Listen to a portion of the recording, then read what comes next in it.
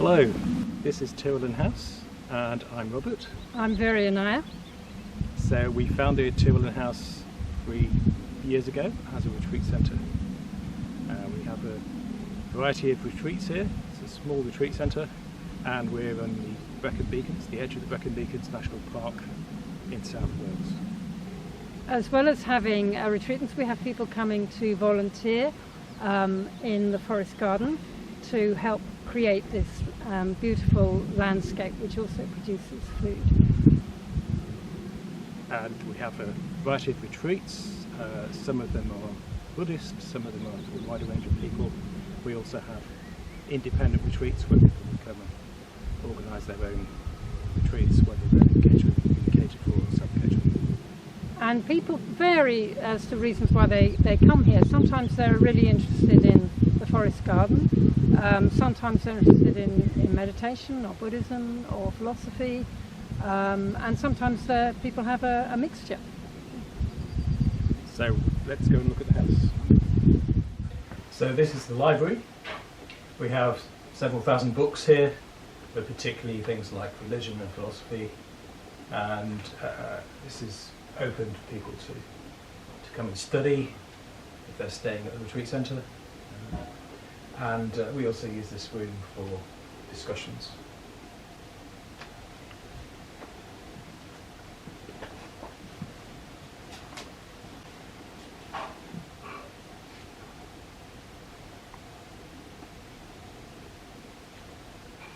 This is Poetry Corner, where people on retreat can read poetry, and we have places where you can pin up poetry that you write, so we try to encourage poetry as one of the arts.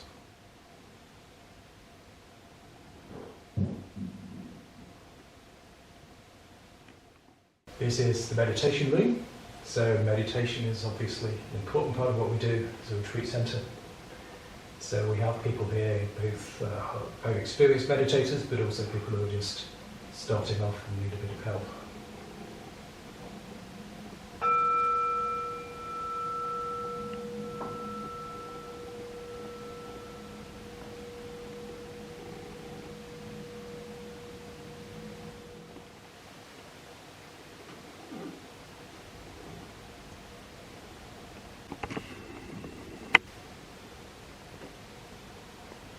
So this is the music room, as you can see, and we often play music in here. We've got the piano, guitars, drums, and sometimes people bring their own instruments as well.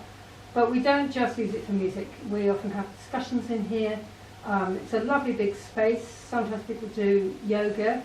Sometimes people will teach stuff and there's enough room to do that. And there is, of course, a beautiful view outside. And in here live some little friends of ours who are often happy to join in with the retreats.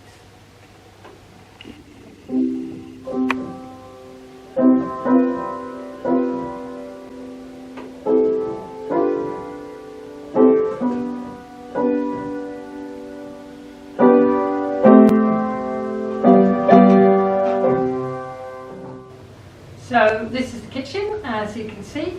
And since we've been here, I've really enjoyed learning to cook for the retreatants and the volunteers, and also using our produce from the garden, of course.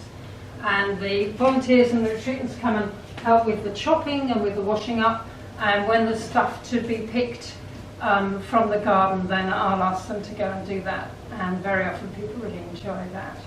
And now we're going to go into the dining room. So this is the dining room where we all eat together and often have very lively discussions. And people particularly enjoy it in the evening when you can see the sun setting behind the hills there, and very often you can watch the birds as well, the red kites, and all the birds coming to the bird feeders. This is the forest garden which we've made as part of our land. So we've got 17 acres of land altogether. But we've fenced off about 3 acres from deer in order to create a garden. And the idea of a forest garden is that we create food sustainably. Not all the plants used in a forest garden are for food, but they're there to create a wider system, sustainable system, where we gather small amounts of food and use it in the retreat centre. So it's an integral part of the retreat centre. People who stay here eat the food, and they can also contribute back by helping to work in the garden. So part of my journey since we've been here has been learning how to cook some of the foods from the forest garden, some of which I have never cooked before, but it's been a really interesting experience, and it does mean you can have a much wider range of food than most people eat, and of course it's totally fresh. So the volunteers will come out in the morning and pick the leaves and the tubers and the flowers that we will then eat for the meals on that day.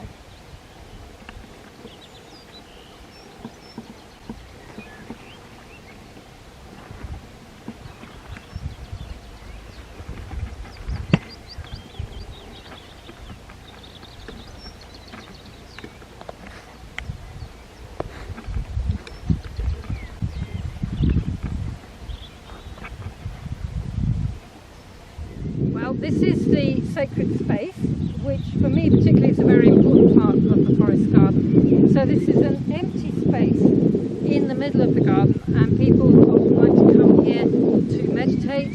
Sometimes we do rituals here, people will sing, and particularly at sunset you get this terrific sense of space and beauty. So obviously it's just being constructed now, it's not finished, but even at this stage people do very much enjoy it. For me, one of the important things about Tirylan House, including the forest garden and the sacred space, is that it's co-created.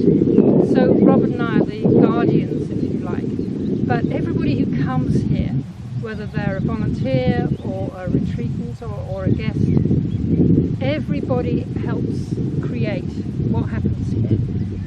And even the passers-by on the public footpath are part of what Tirylan House is. And when somebody meditates in the sacred space or does a ritual in the sacred space, that makes it richer, it makes it more meaningful. You see the rest of our land. So in most of the 17 acres we have here, which is rough pasture, quite boggy pasture, we've planted a load of native trees. So there's 11 different types of trees that commonly grow in this kind of terrain in Britain. And we had a winter retreat, a tree planting retreat, where some volunteers came to help us plant these 900 trees.